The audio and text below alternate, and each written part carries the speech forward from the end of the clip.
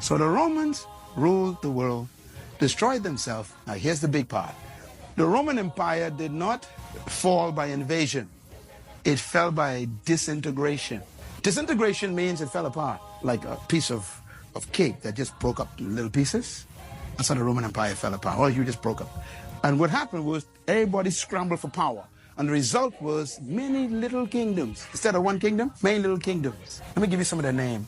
Spanian, Franco, Belgier. This is Roman kingdom. Anglo, Roman kingdom. Portugal, Roman kingdom. We know these kingdoms in English. Franco, France. Belgier, Belgium. Porco, Portugal. Anglo, Spanian. They're all kingdoms.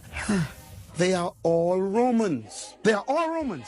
So their psyche, their mentality, ingrained. We were chosen by the gods to rule anybody who don't have our traits. They were chosen by the gods to be our servants and our slaves. They are not complete divine beings like us. We are superior. So the French and the Spanish, the Portuguese and the British, Anglo, call them Anglo, they decided to expand their kingdoms.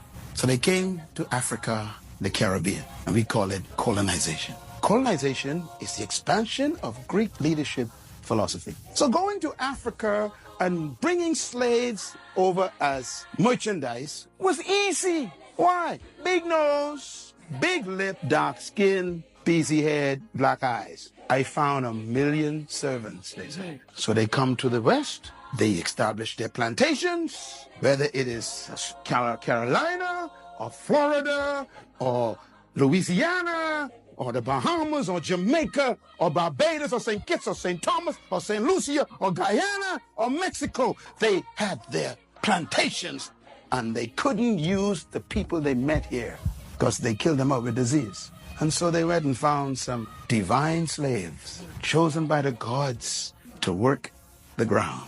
And they brought them over on ships. And the first ones to bring them was the Portuguese.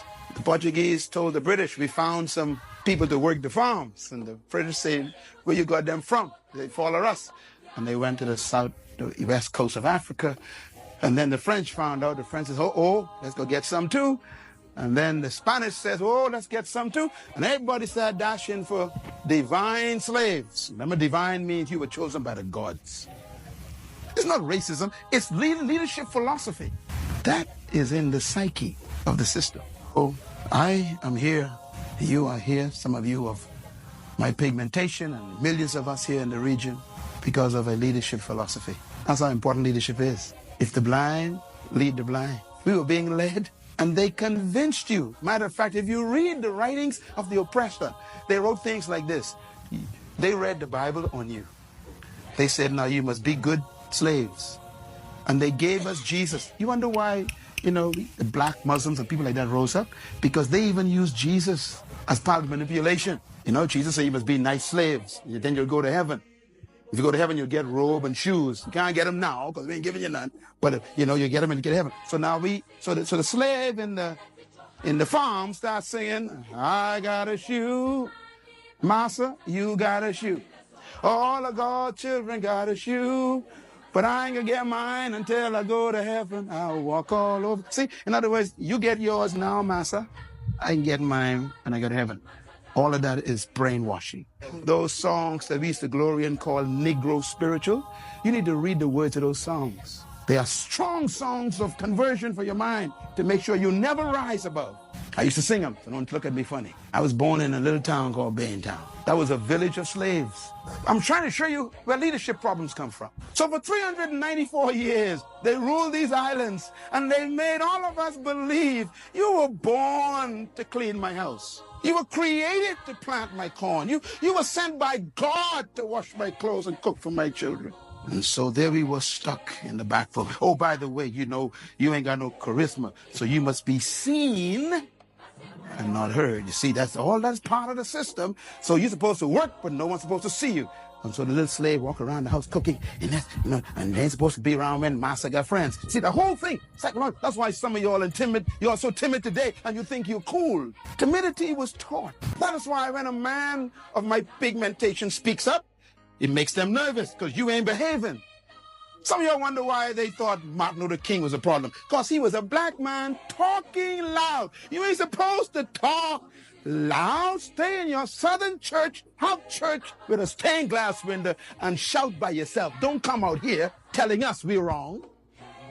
That was the problem. It was a leadership problem. To tell Miss Rosa Parks that she's in the wrong seat was very natural for them. You don't understand. You say, there ain't no prejudice.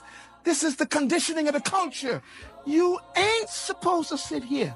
Yeah, but I'm a human. You ain't no complete human. See? The gods told us where you're supposed to sit. In the back, they say. Divine assignment. I'm saying this for a reason. That is still here in the Bahamas. Yes.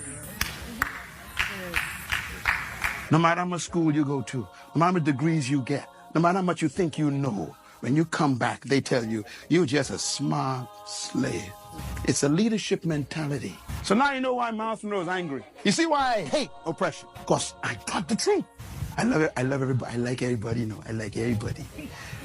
But don't you ever imagine you're better than me.